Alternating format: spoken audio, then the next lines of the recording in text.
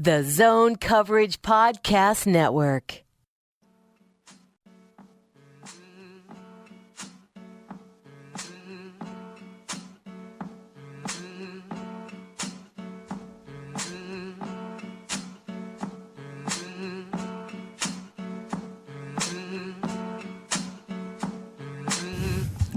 Welcome to the Minnesota Soccer Podcast, where for the first time in Minnesota United history, Minnesota are coming off 4 straight home wins, 3 straight wins overall. In Minnesota MLS history, I should be specific. Kind of just setting all the records at home before the real interesting part of the season gets started. But what a way to go out on it. I am, as usual, David Naylor. I'm joined by, as usual, Tom Schreier, Nic Hallett. So we asked the question, well, it had to have been 2 episodes ago, when you looked at this homestand of Salt Lake, New England, LAFC. Manny Lagos was on record as saying, we want 9 points from these games. I think we all 3 laughed him out of the podcast on that.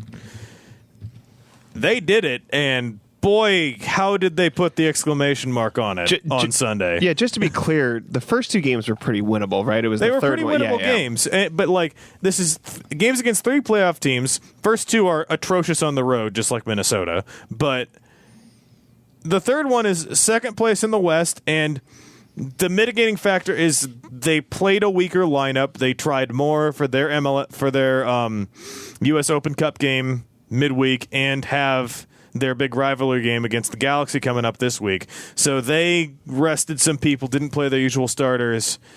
Still second place in the West, still comfortably beat Minnesota at their place. Nic Hallett, where were you on the surprise factor that Minnesota got all 9 points from this homestand? I mean, obviously it's not surprising until the LAFC game. That's the game that is surprising. The other 2 were definitely winnable. Obviously, Real Salt Lake has proven that maybe they're going to be a relatively legitimate team this season. So that game was impressive in and of itself. But they could have lost the New England game. You could see them, but you could see them beating New England and it wouldn't take your breath away. And you could see them beating Real Salt Lake and it wouldn't take your breath away. And obviously, the LFC game, just beating LA would be stunning. But to do so in the fashion they did was remarkable. I said before the game I thought they would draw this game on Sunday. And I thought like a scoring draw with both teams on the score sheet, I thought was a pretty safe bet. 1-1. I said yeah. I said 2-2. No, but I mean, looking at how the game kind of developed. How the game shook out, like I was pretty happy with that. You have the two goals kind of back to back in the first half, and it's like both teams are getting their chances. Both offenses are kind of doing what they're going to want to do because LA kind of runs the first 10-15 minutes of the game, gets a ton of corner chances, really forces Minnesota back onto their heels, and then the counterattack starts clicking. And then Quintero's getting in behind. Ibarra's getting in behind. Ramirez is starting to get his shots off. And it's like you can see both teams kind of getting to what they're wanting to get to. And, like, that was great.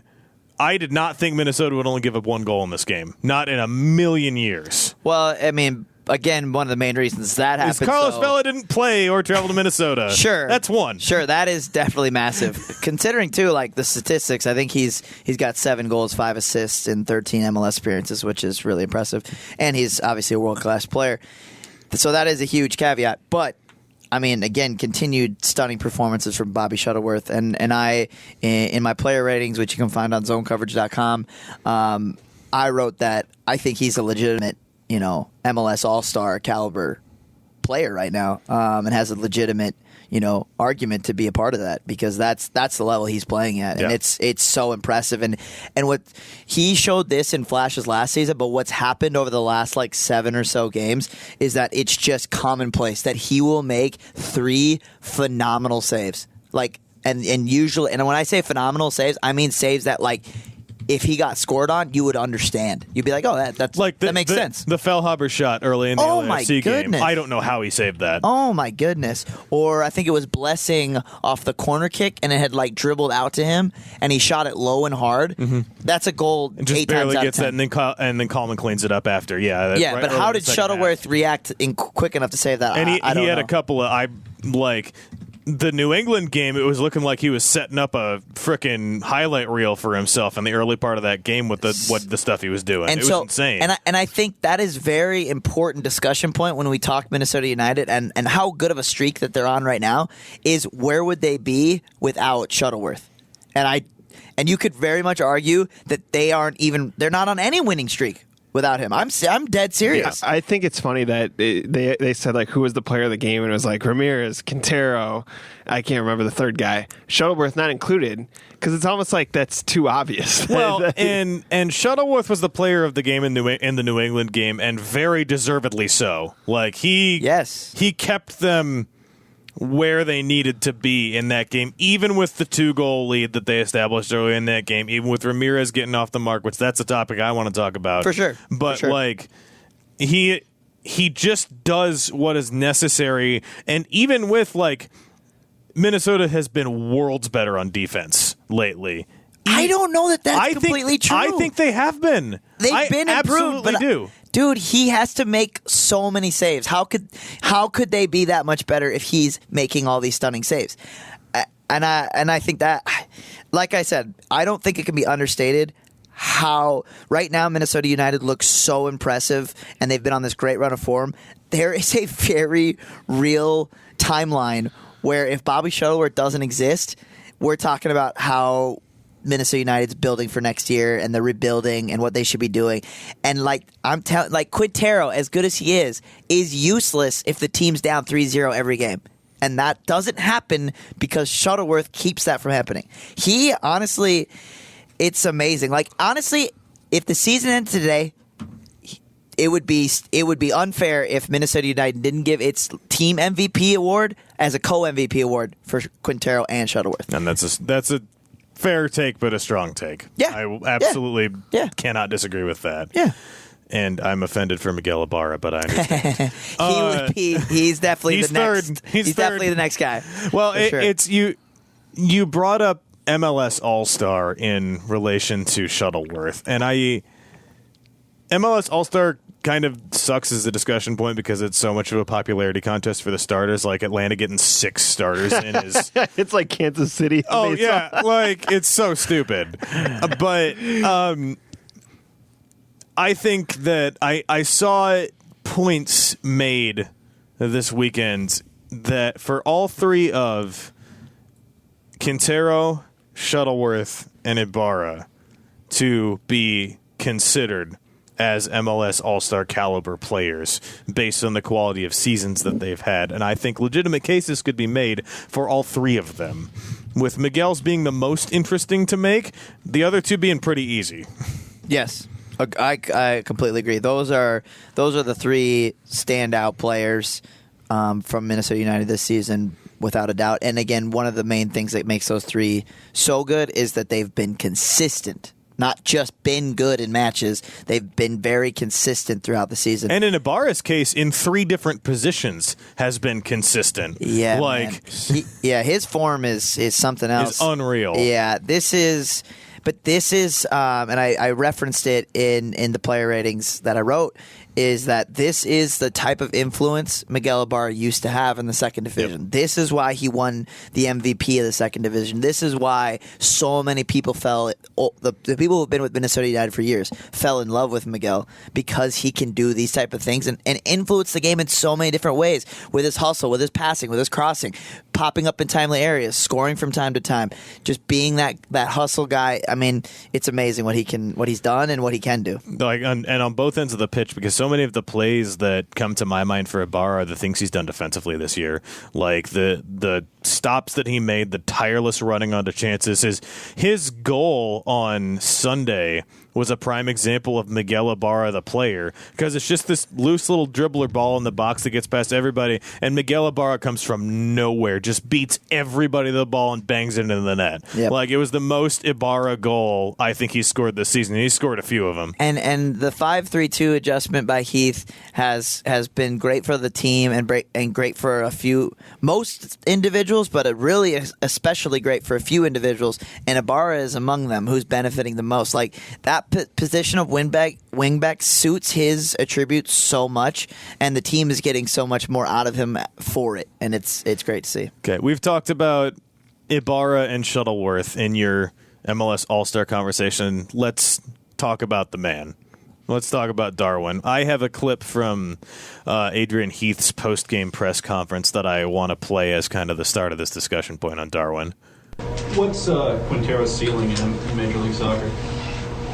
Well, it's, as I said when we took him, that for me, he's in that.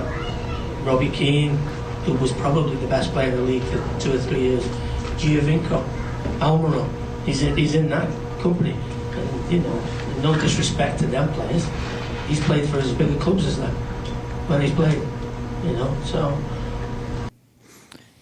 I mean, agree, and to pat myself on the back, I hadn't heard the Adrian Heath comments until I entered this room today, and I wrote last night that to me last night, for whatever reason, was the bookend on proving what Darwin was and what he can be in MLS. He had obviously been tremendous prior, but this run of form shows that this is him, right? You can really fully believe it. And to me, it laminated, it set up in clear writing that Darwin Quintero is one of the best players in Major League Soccer, full stop.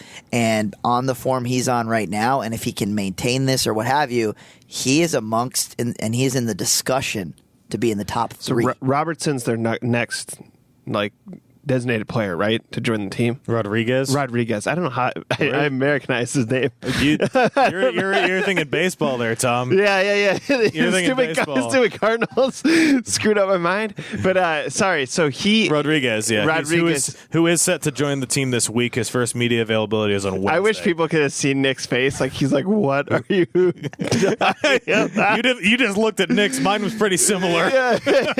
But I was anyways, like, who? Does this set an unrealistic standard for the second designated player and ultimately the third one to come in? That's a good question. Probably. Because it has to. Yeah. Even if not Robertson, Rodriguez is great. He very much will be compared to Darwin, and just mathematically, right? Law of averages. Mathematically, the chances he's even remotely as influential as Darwin is so small. So he's really up against it, and it provides kind of these last 2 games especially provide kind of an interesting discussion point for Rodriguez because the guy he's potentially replacing, Chris Ramirez, has had 2 of his best games of the season. So now he's not really exactly easily penciled into the lineup, and so he might have to wait for his chance. Why didn't he join earlier? Wasn't he signed 3 games ago or something like that? Yeah. The paperwork that goes into signing an international player is very much what it sounds like in terms of paperwork. Like, it takes time, it takes processing, it's got to be approved by both countries. It's an arduous process at times, and certain things take longer. Like you have to get potentially get a green card and a work visa, and all those things have to get worked out. And Heath, by the way, his commentary. Did you watch the broadcast? Or did you watch I watched the broadcast. Did you catch that? He was like, his final comment was like, "Yeah, we just really need good players to make the coach look great." Yes, and he continues to beat that drum. I know, dude. I know, but I was like, "Hey, you get your guy Rodriguez, not Robertson." Yeah, no. The funny thing from that comment that I took away from that was that it was like, he's like, "Yeah, see, you guys were winning because we've been adding players." And it's like, actually, dude, the funny thing is you just won this game with most of the old players. Yeah. Ramirez and Ibarra. Yeah. Stepping up. Yeah. Yep. God, I'm still stuck on Robertson. I apologize. Man, that's one of my first big flubs of I've been keeping up with the team better. But no, you asked a really good question though. yeah, at least it was a good question. Yeah. So I had the conversation about Darwin with level in the league with Brent Kallman a little bit after the game on Sunday, and he just couldn't put words to it, like how high the ceiling could go, and just didn't want to didn't want to put a number on it or whatever have you. It'd be interesting too. I feel like you could probably say with a lot of ease and confidence that Darwin's probably the best player he's ever played with. Oh, totally. So how do you equate that? How do you rate that as a fellow player? That's an hard. Interesting question. Especially at such like a not to dismiss or undersell Brent Coleman, who's been good lately, but much less complicated position of playing center back compared to an attacking mid who can do all the things Darwin can do. Very wildly different positions. And to kind of push back on that a little bit in a different way, I wrote up a lot of Brent's. I actually just got to talk to Brent one-on-one during postgame, which was a really good opportunity for me on Sunday. Finally, you guys get to catch up. You guys haven't been able to hang out in a while. Yeah, there's actually a funny story about that because on Wednesday I totally screwed up a question I was asking him, just like forgot how to speak English for a while. Who screws up questions? Or names. Like I was or English. I was trying to ask him a question about like how they were going to replicate this on the road and just could not do it, and it was awful. But so Sunday, like I got to talk to him one-on-one, so fair play on that. So he was excited to see what your questions would be like. And we talked about like how United adapted after the first, like the pressure of the first 15 minutes to how they got on. He was actually really insightful as to how the defense and how they adapted to the pressure of the first 15 minutes was able to turn on the counterattack and get everything clicking up through the gears in that way, and how just kind of he saw it from his perspective on the field, which you can read his comments in my recap. I thought they were really fascinating and really illuminating to how the game kind of developed. I like that, and that was one of the things that United did do very well in this game, was that win under pressure, because LA did try to press them at times and obviously try to win back possession in different spots aggressively. They possess around the back so well. They starting to look even more comfortable in their new system, and the 3-back allows them extra comfort. It seems like, to be able to pass out of the back, and Schüller and Warner and Ipsit all combining with the back three and the back five. It flowed very well at times, and to your point, to Coleman's point, it allowed United to get going forward to great effect. Yeah, that was so. It was. I mean, Darwin's goal is one of the best examples of this. Is LA's harassing them? They're possessing through the back through Warner and Schüller, and then eventually they work it slowly up the field. They get it up to Miller, and Miller. Darwin makes a stunning run where he fakes that he's coming close. The defender goes in, then he goes long, and Miller times his pass to perfection, and he puts Darwin in on a breakaway from midfield by building out of your back and from your left wing back. I mean, it was fantastic. Your left wing back, who came on at the 30-minute mark, by the way, yeah. We heard Alexi Gomez is okay, had been struggling with illness through the week, picked up a little bit of a knock. That's why he came off in the first half. Wasn't really either a surprise to Heath or that big of a deal. He expected to be ready for training on Wednesday. Okay. But credit to Miller for stepping in there, and man, that pass, yes. I went back and watched that. Like, the run by Darwin was perfect and enabled everything, but the weight on the ball that Miller gave him was just perfectly in his wheelhouse. Sublime. Thinking about it just from like a person like me that's kind of getting into the game, and now they have 23,000 fans, right? They open up the 27 on Wednesday. 27, and you got to imagine X many more watching on TV. Mm-hmm. Plays like that, and on Wednesday, Quintero kind of dancing around the defense, Ramirez's goal. I feel like that's stuff that's going to get you hooked, because it actually felt like a hockey game that got out of hand. You know how that probably happens more often. It's got to be right, smaller playing surface or whatever. But it felt like that. Like, not only these sweet goals, but it's like all of a sudden there's five. He sneezed and it's five. This was the interesting thing, though, because Minnesota's had this happen to them so many times this year of the bang, bang, back-to-back goals just punishing them back. Like, that was such a big theme in the early season. For sure. And now they did it to L.A. twice. They did. Which they never had done to them this year. And they ate the double bullet once a game, pretty regularly. Yes. Never ate it twice in one game. Yeah. And they could have really folded after the 1-1. I mean, I was in the car for the goal. I was listening on the radio. By the time I got up to my apartment to watch it on TV, LA had already scored. Yep. I was like, wait, did I miss? They scored almost immediately. Yeah, so it's kind of I feel like if you're selling your product, especially at home, these last 3 games and all this, I mean, 27 is not a bad number. That's like more than the Twins are drawing right now. So That's a great stat. That's a great comparable. You want another direct comparable, which is slightly weirder because of MLS stadiums. I've seen a couple of reports of like comparative stadium numbers from MLS game weeks the last couple of weeks. Minnesota's consistently third in MLS. That's awesome. That's with Seattle opening up some of their and Atlanta. It's Atlanta. Atlanta's always top.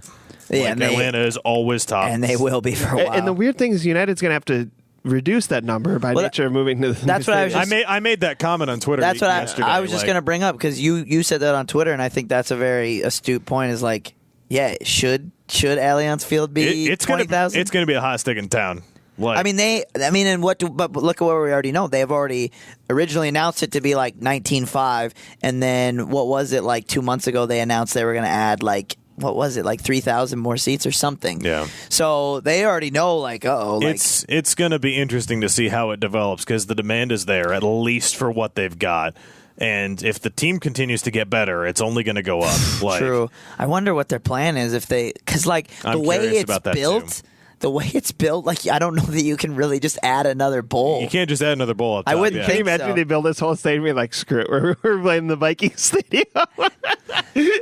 That would be pretty. Well, it's one of those things where you wonder if maybe to get ahead of it a little bit, but if they're in the Vikings stadium for like playoff, if they make a playoff run. You know what's sad is what they might just do.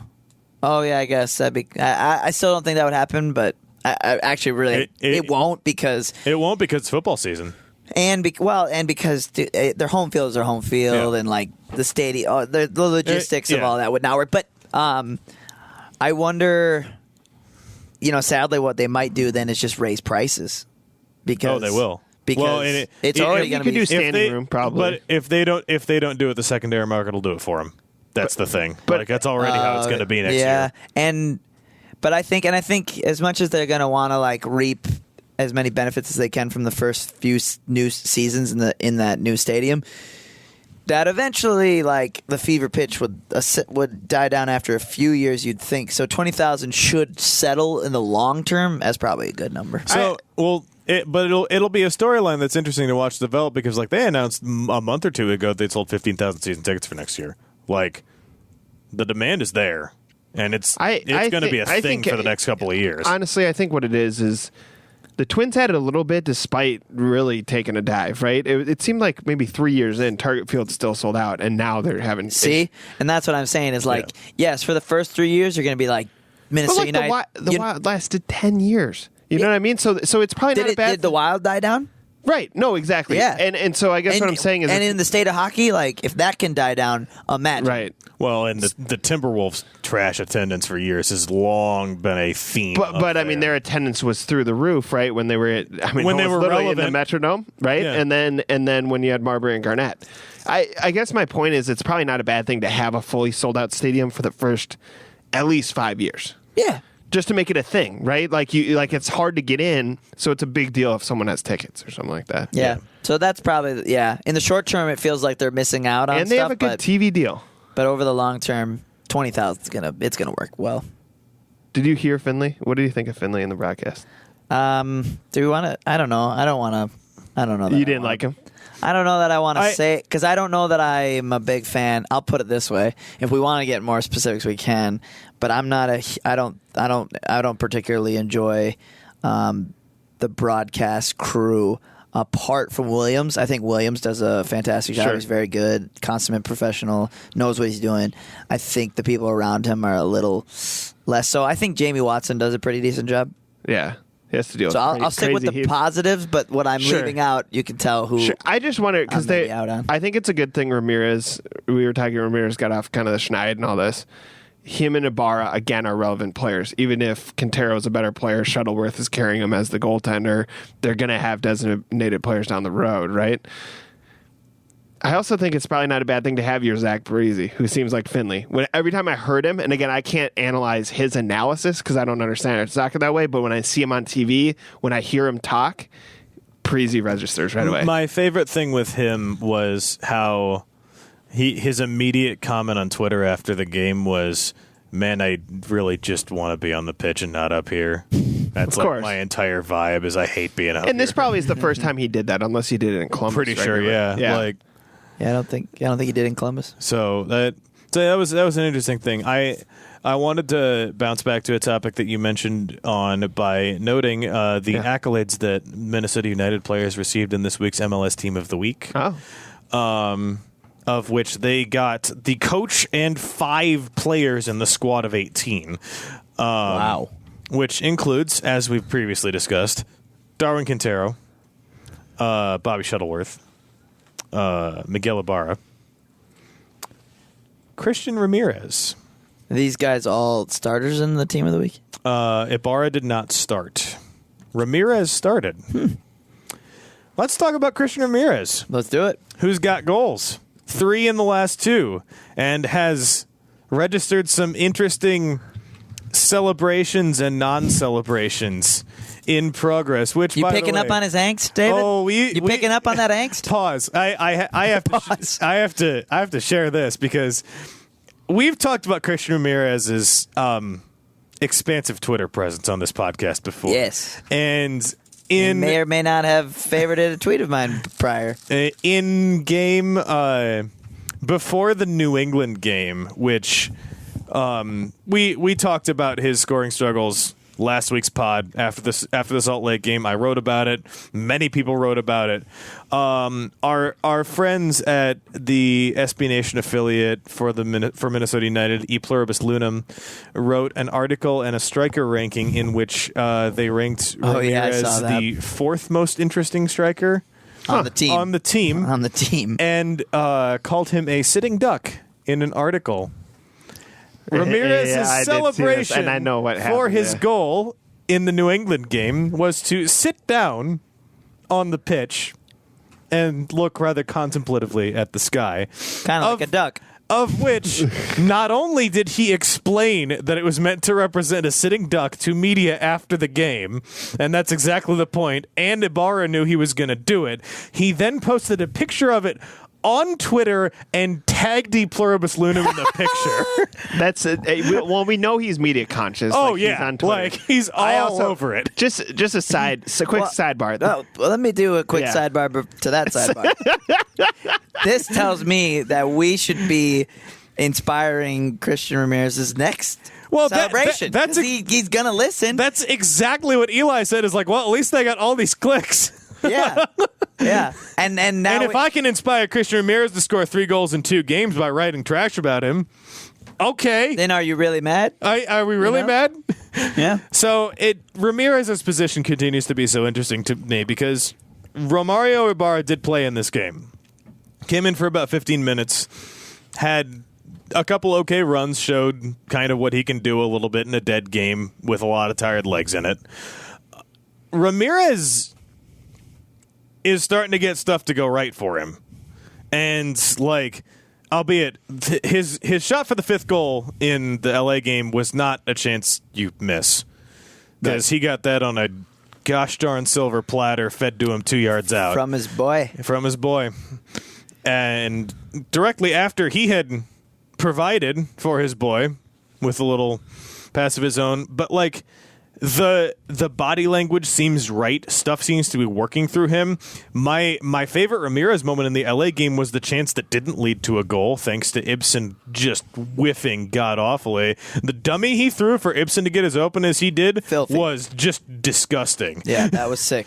And that's the kind of thing that's like, these are the tools that he has, that we know he has, that are why he was a great striker all of last year and his time in the 2nd division. Like, yep. And now the goals are coming again, just right when he needs them. But now what do you do with Scottish starlet Robertson coming into the team? Oh, is that his name? Stupid Cardinals. But no, that's the big question. That is the big question. What do you do now? With Ibarra and Rodriguez, it's like, how do you make this formation work? And the more hilarious long-term question is, Finlay, being on the broadcast last night, reminded me that Ethan Finlay and Kevin Molino are still employed by this team and will be back next year. So, yeah, what do you think in terms of, hierarchy of these players, right? Quintero's number 1. But in terms of who the fans will identify with, the best players on the team, I mean, in some ways it seems like a glut of talent. Part of me wonders, does this mean trades and transactions because of overlap? Good point. I have a report on that, not my report, but from Megan Ryan of the Star Tribune, that said, direct headline, no impending move for Minnesota United forward Christian Ramirez. Because that's been the conversation point with everybody coming in, is that Ramirez is the one that it seems to make the most sense to move. And Ramirez hasn't really helped that with his celebrations and explanations and all of this jazz of, I'm not getting the respect, whatever, like, kind of just the atmosphere that he's providing. Rodriguez kind of puts the burners on that. Sources say teams have been calling about Ramirez, but nothing's happening. Like, the team's going to sit on it, and Rodriguez and he are going to compete for playing time unless Heath wants to play them both and play Darwin behind them, which is what I would do. But yeah, I mean, so that's kind of, so there's two questions, right? Tom's alluding to the future question of all these players who now are going to be healthy next season and all these new signings.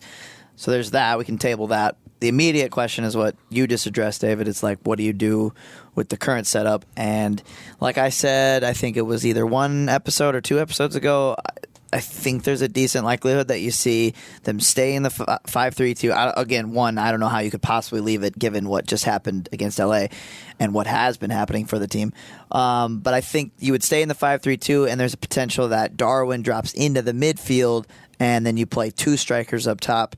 I don't even know yet exactly where he feels Ramirez is going to be playing. He seems like, from everything I read, was a wide player, but that remains to be seen. But obviously, they're going to want to get Rodriguez in some capacity, and so I think it could be great to have him and Christian play up top, and like I said, Darwin drop in the midfield. But I don't know. I don't know if that'll happen, and Heath might just go hot hand with Ramirez now, and then play Rodriguez as soon as Ramirez cools off. Well, and the immediacy, looking at Vancouver next week, sounds like it's extremely unlikely that Rodriguez plays in Vancouver, not least because getting a Canadian visa is hard after you've already just been getting your American visa. Do you have to get a Canadian visa? Apparently. Guess it depends on country of origin, probably. You can get temporary visas fast. I don't think that would necessarily from Megan Ryan's reporting, that was one of the reasons why he's unlikely to play on Saturday. Huh. That seems the other reason is that they don't think they'd have agreements because there's 3 Canadian or however many Canadian teams. The other 3 Canadian teams. Reason is because they don't technically have an international spot for him yet. Oh, they still have to open that up. Yep.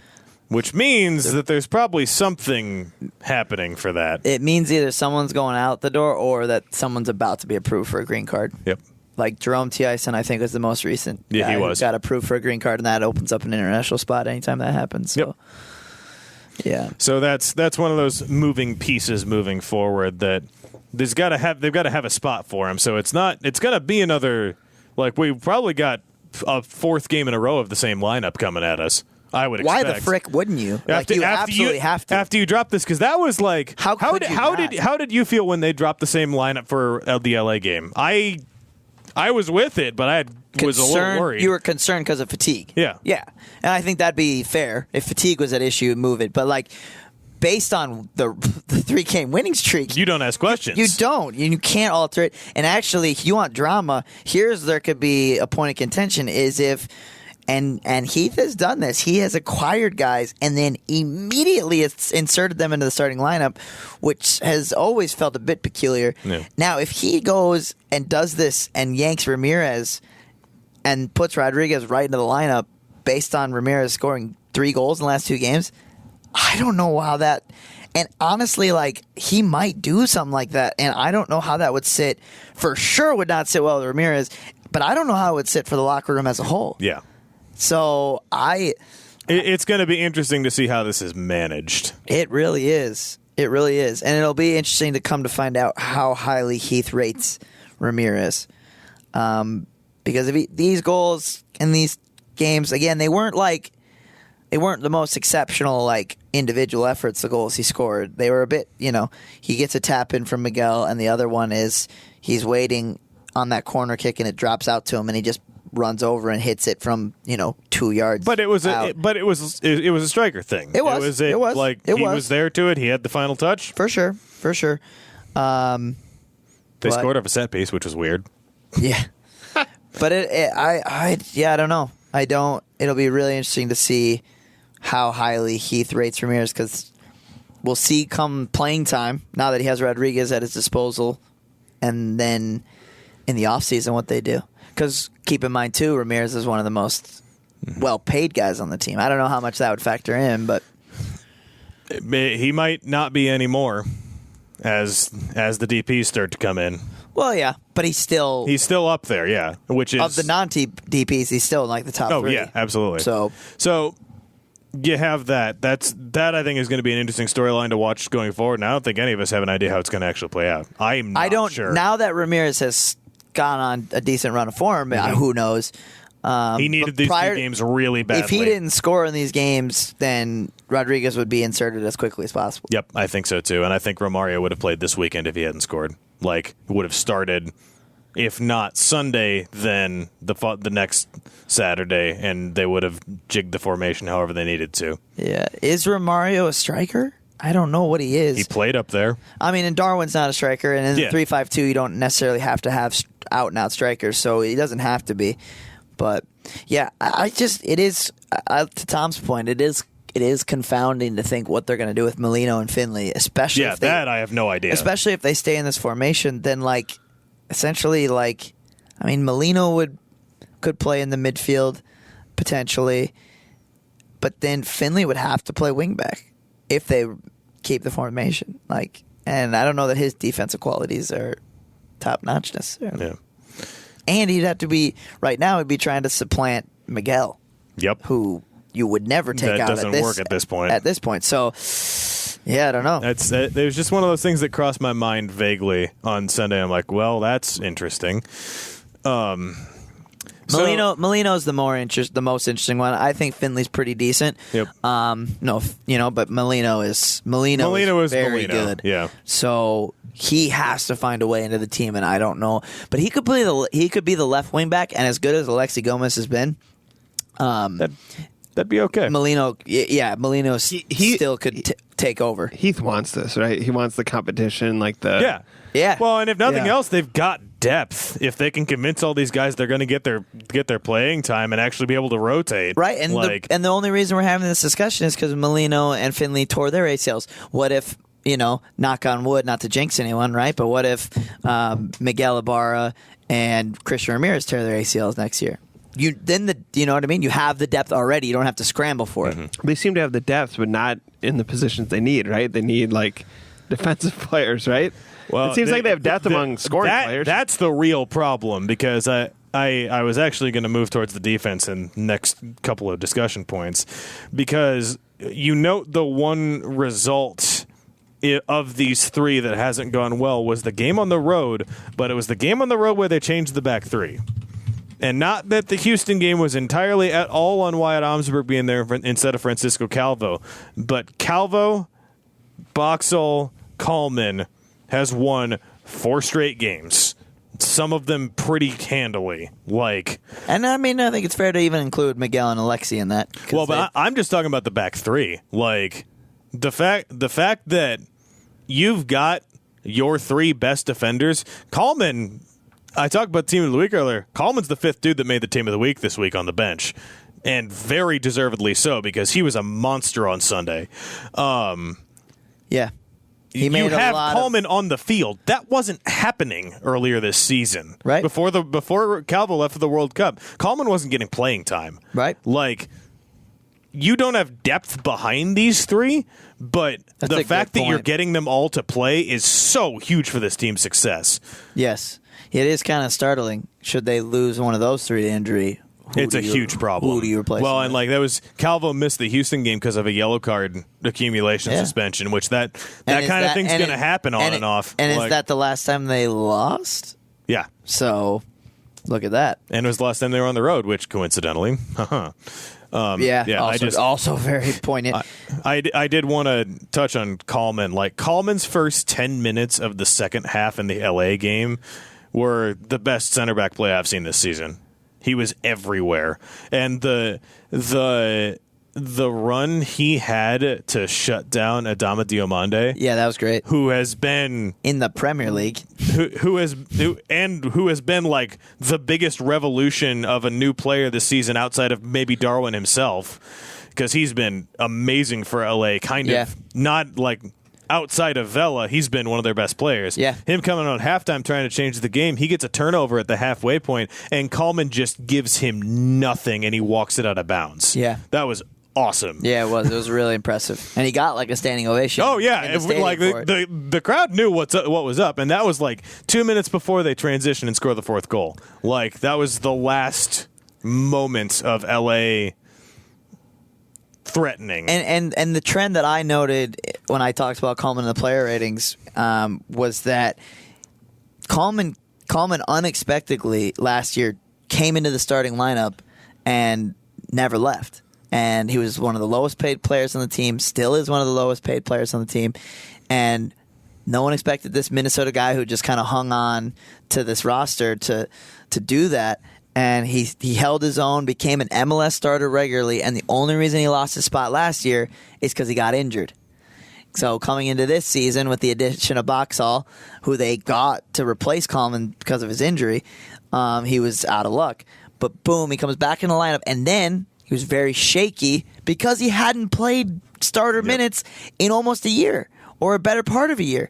And now that he had those 3 games where he was pretty shaky under his belt, now that he feels comfortable, now that he's a regular starter, how good has he been? He's been formidable. He's been great. So, big. Now that he's comfortable, again, he's proving what's great about this run of performances is he's proving that he does completely belong as an MLS starter or an MLS player for sure. And then he's like 10 more solid performances away from proving he's an MLS starter. Also, if he's not already. I'm gonna make a hot take. This is a moment for a hot take. You gotta make it. You gotta like mix the ingredients and then like put it in the oven. It's already ready to go. Oh, he's stirring it, folks. I'm seeing it. Francisco Calvo scores a goal on Saturday. I don't. Okay. He's been close. I thought you were gonna go. That's a warm take. I thought you were gonna go with like a scandalous. I'm saying that he scores, like outright, absolutely scores a goal. Because man, he's been. Dude, every time he picks a run, it's the right run. He's sick. He's so sick. It's been so fun to see him get put out in this position where he can express himself more because the dude is so good at soccer, and it's actually a little frustrating because like it's just his talents are not fully on display, even at the left center back position. It honestly feels like he could play anywhere. You must be referencing when you say that, but did you see his shot in that game? Holy moly. He spanked that. That might have been like one of the hardest shots all season from anyone. He crushed that, and he missed it by an inch. And he didn't even take that much time to wind up. Like he's got a cannon. Literally, like you go down the checklist of what like an insane soccer player would be able to do, and he has like almost checked everything off. Like he can play defense. He can make unbelievable slide tackles. He can dribble around defenders. He can dribble around multiple defenders. He can run past people. He can pick out short passes. He can pick out medium passes. He can pick out long passes. The only thing we haven't seen him do is score a couple of goals, like with his feet. And he scored some headers. Like I don't know what he can't do. He's been close in the head because he could have scored one on a corner in this game. Yeah, I don't know what he can't do, and like I don't understand if I could just get 1 minute with Adrian Heath after he's had a few brews and he's giving me some candor. I would just level with him and I'd be like, you got to play Calvo somewhere else, bro. Like, what are you doing? Can you imagine you like show up in the locker room with like a 6-pack? You're like, no, this is just me and Adrian. Adrian, we got to talk, dude. I would, man. Yeah. If I had any time to be at practice, that would be one of my main questions is be like, how do you not want to play Calvo elsewhere? Because he's so good. Yep. And like his main weakness his decision making in the defensive third. But his decision making going forward is incredible. I know. So if you moved him out of defense, you'd eliminate his biggest weakness. Can I just for the memes? Can we note that the possession that started LAFC's goal was Francisco Calvo turning it over on the edge of the penalty box? You read my mind, dude. Just going to point it out. As good as the team played, and not to be like those guys, but like that goal only happens because of Calvo's mistake. I didn't see it on the first watch, but when I watched it on replay last night, I'm like, oh, it was Calvo, wasn't it? That's so funny. Mine was the opposite experience where it was like, oh, Calvo, what are you doing? And then the whole time LA had it, I'm just thinking, this is on Calvo, this is on Calvo, and then goal. Yep. Son of a gun. It's one of those things, like, and it's not the story. Like, it's absolutely not the story of this game. No, you're right. But it's just one of those things that, like, you look back and looking back, like, as we have from March at this team and where they've come from, you just got to make the joke. You have to make the joke. For sure. So, what was your favorite goal of the 5? I mean, that's kind of an ambiguous question. That's why I look at this game objectively. No, I'm not a fan, what was your favorite goal? favorite. What was your favorite goal to watch on replay as a fan of the sport? Not as a fan of Minnesota United. What was your favorite goal? Probably just because I know like a little bit about the relationship between Miguel and Christian. Like, it's just so cool that at the highest level of soccer in America, you know, two best friends are like connecting on a goal like that. Like, especially so as cool. he's getting off the cold streak. And the it's slump. so cool, like the emotional background for me, like as I watched like their expressions when it happened of like, you know, like I just, and I know like other little things like, you know, they've been best friends for a while, like they've lived together. Christian just had a kid, but now like Christian's like going through like this turmoil of like, I'm playing the worst I've ever played, and they just signed someone to take my job. And, like, all that, you know, in the background, like, the media's coming after me, and then frickin' his best friend shows up on the left wing, and he's just wide open looking for a free goal, and Miguel hits him with a sumptuous pass. Like, it's just fun. It's really cool, like, you know, to know, like, you know, the relationship between the two of them. So, I agree, but for different reasons. Oh, okay. The fifth goal, I had to go back and watch it like several times because I wanted to see the build up to it. Like the final pass and the final ball was great and perfect, and Ramirez was perfectly positioned, all this jazz. The possession starts with Colin Warner getting an interception on an errant pass behind the halfway line, right as the crowd's responding to Ibarra's goal that just happened before it to make it 4-1. That's when possession starts, is the first time Ibarra's name happens. United do 9 perfect passes all the way across the field, touches 6 players' feet. Everything exactly where it needed to be. Everybody makes the runs they need to. Ibarra's run to get open for his final ball was exceptional and didn't get read at all by the defense. And just like, it was the best team soccer I've seen Minnesota play this year, like bar nothing. And it was Darwin had 1 pass in it.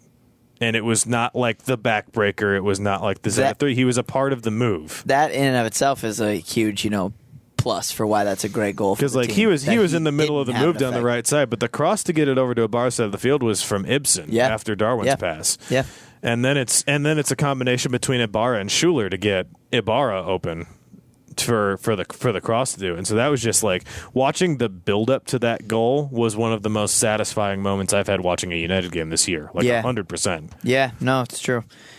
You know, and another guy who's played well yesterday and has been playing well is Schuler, and he will always go unheralded because he is asked to do the quintessential not sexy things for this team. So, you know, credit to Schuler. It was a great moment when he got his goal because that was first goal for the club, first goal in MLS. And like, you know, one of the main things I took away from that was, if you noticed when they celebrated, how much they celebrated as a team on that goal and how excited his teammates were for him, speaks to the chemistry and the mood and the camaraderie in this team. I need to know more about the bromance between he and Matt Lampson. Oh, I don't know. They was the first person he ran to hug. They are roommates on road trips. I need to know more about that relationship because it's really funny. Not least because Matt Lampson is the funniest dude on the team, bar none. He is hilarious. So Nick shows up with a 6-pack. Naylor's like, "Hey guys, can I get a cot?" I show up to talk with Adrian. Naylor goes to kick it with Lampson and Schiller. Go mini golfing. I totally would go mini golfing with Lampson. United PR, if you're listening to this, check this. Get me that opportunity and let me do an interview piece while playing mini golf with Matt Lampson. I will write the crap out of that. There we go. That'd be awesome. There we go. I like it. We've hit pretty much everybody down the squad. Speaking of unheralded, I did want to hit Colin Warner, who keeps just putting in work. I mean, and I think, as much as I like patting myself in the back, I don't know what the opposite. I don't know what the opposite of. I was wrong. I don't know what the opopposite of patting yourself on the back is. But I was 100% wrong. I'll eat some smacking yourself in the head. I'll eat some. Yeah, face palming. Yeah, face palm. Face palm. Yeah. Yeah, I'll face palm a little bit on Warner because I thought he was just nothing to give. But in fairness, I think it was even Finley on the broadcast last night literally said, blah, blah, blah, blah, blah, talking about formation, talking about the team doing well. And he's like, and look at Colin Warner, who came from nowhere. He's saying that about a guy who was on his team. Yeah. So for him to say that Warner came from nowhere goes to show that even within the team, no one expected him to be able to do anything. So the fact that we didn't expect him to do anything is fair. But he has been solid. He has not been otherworldly or exceptional, but he has been very solid in his new role. And what it says is that this role suits him. And so actually I give a lot of the credit to Heath for having put him in a role that suits him and that he is effective in and that helps the team go forward in. So credit to Heath, credit to Warner for doing what he's done and become a cog in this team from nowhere. Now the $1 million question. Can they do it on the road in Vancouver on Saturday? Where's old Couve on the standings? Right next to him, 8th. This is a great test. You're in great form, franchise best MLS form, and you're going on the road where you are bad. The single worst team in MLS by points acquired. Jeez. They've gotten 3 points total. The last time they got points was March 10th. Can you talk about? And you have 6 of the next 7 on the road. You that was the common thread between everybody I talked to in the locker room. Is we went into this week and these games, every game is a final, every game is a championship game, and we have 15 more of them to go, and that's they have to. That has to be the attitude. The other thing is this looks a lot like the NBA West, where it's just it is packed in, right? Well, yeah, because even Dallas up top is not that far off them. 39 points, 28 for United. United's 7th. So United with the win went up to 28. LAFC, who's in second, who they beat, is only 7 points up on them now. It's there and boy, winning 5-1 helps the goal difference, which is still not great, but it's minus not, 7. Yeah, it was minus 11 going in, and it's better than Salt Lake. It's better than Salt Lake's now by 1, which is something. So it's I think they can do it, but boy, I wouldn't bet on it. They've been so night and day different on the road. If there's any time they're going to do it, it would be when they could ride with this streak. Ride with the streak and ride with this lineup. Yeah. Because they don't have to make changes for any reason. They don't have suspensions hanging over them. They don't have new players coming into the team. They don't have Calvo in the World Cup. They've got this lineup. This is clicking. Everybody's fit. Everybody's making it happen. And maybe it's just and it feels this way at times. It's a new world with the 5-3-2. Yep. This is not.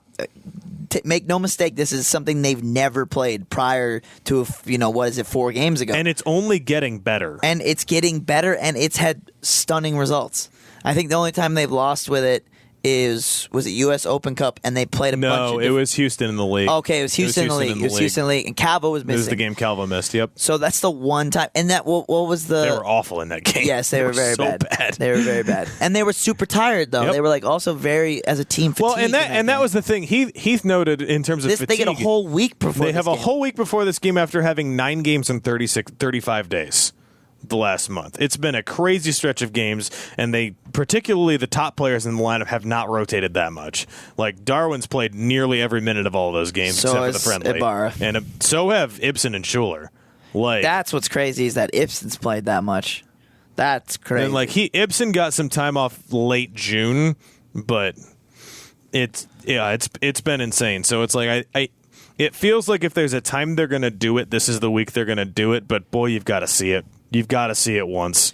Like, they have to get a win on the road and just do it and get over, whether it's mental, whether it's whatever, have it. They have to just reset this mentality. If they win this weekend, they're in a great place. Yes. And another thing going into this, there's this trend of them being so piss poor on the road. Can I say that on the podcast? You just That did. felt a little vulgar. Oh, God. But Kids. Kitties. But, like, what's something they've never had? And that's, like, this really nice and, like, talented amount of depth. And so now maybe the road woes change, because now in a road game that's really not going how you want it to, you can actually make drastic changes, like bring on a DP in Rodriguez, right? Bring on Ibarra, make multiple really drastic changes, something they couldn't even do before. And so maybe this is the beginning where they buck the road trend now. Okay. Last couple of bits as we kind of wrap up this big double game week exciting event fiesta. Minnesota, in the 2 games since we last podcasted, the games against New England and Los Angeles, allowed 23 corner kicks without allowing a goal off a corner kick. Look at that. One penalty kick, which was a dumb, terrible tackle by Alexi Gomez, technically after a corner kick, but that doesn't count. And then pretty much every corner in the LA game, of a lot of them, run a 4 straight in the first half, run a 5 straight in the second half. Reasonably well dealt with it. We talked to Heath, and we had a question for Christian Ramirez about how that works, because Ramirez actually had a really good defensive header off of a corner kick in the second half. And Ramirez talked about how they switched to kind of like a combo of zone and man marking, and that's my zone. And I don't want to let my dude score, and so I'm going to take care of it because that's my zone.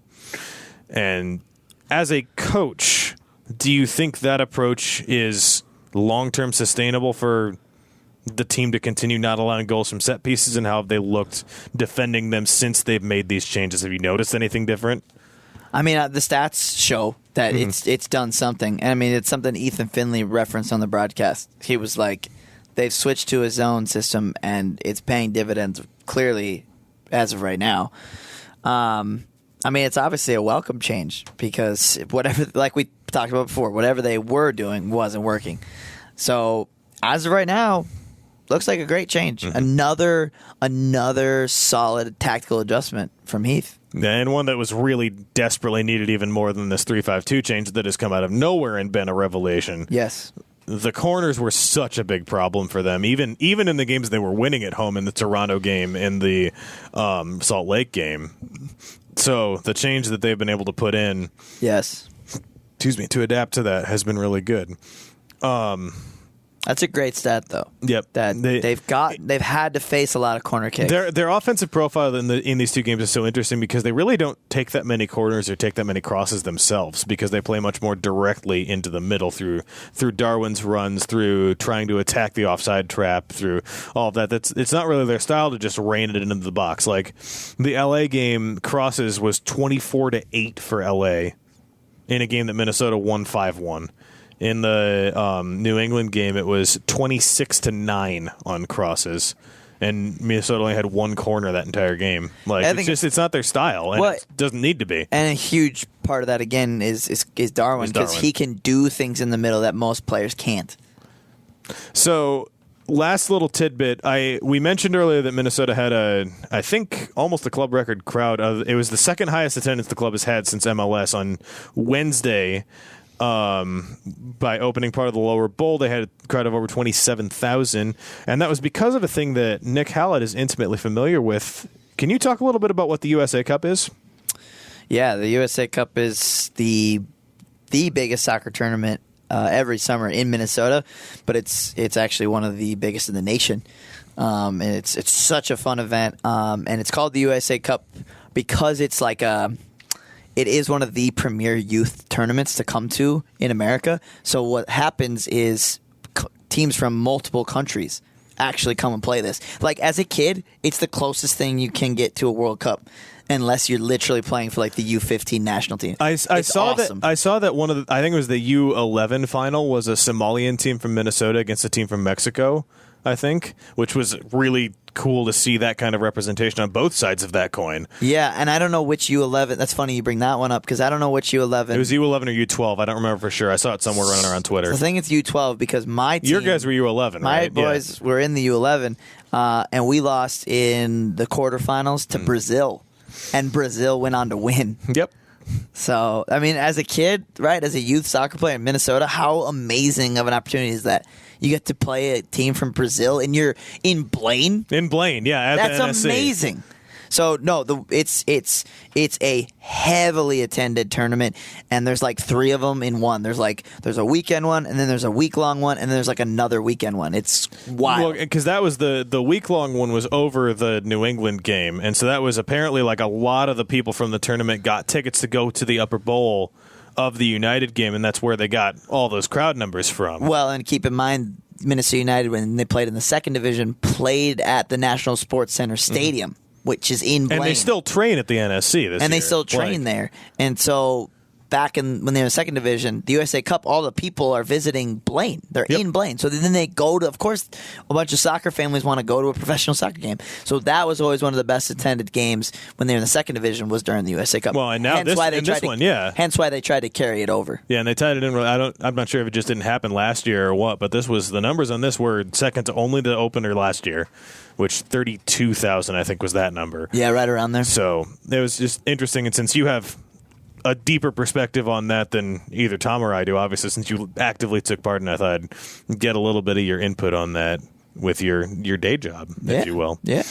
So, yeah, Nick's a pretty good soccer coach, in addition to sometimes knowing what he's talking about. Not to pat himself. Not to pat. That's so nice for you guys to do the patting. I wanted to give you the opportunity to pat yourself on the back on the air because you can get your dad for getting in the quarterfinals. Like that's awesome. I don't need to pat myself on the back when you guys do it for me so eloquently. Thank you guys. Tom hasn't done anything. Tom doesn't actually like you. That's Tom, a secret. Tom's just waiting to shout, Belgium! Oh, is that over? Robertson! Belgium! God, Robertson.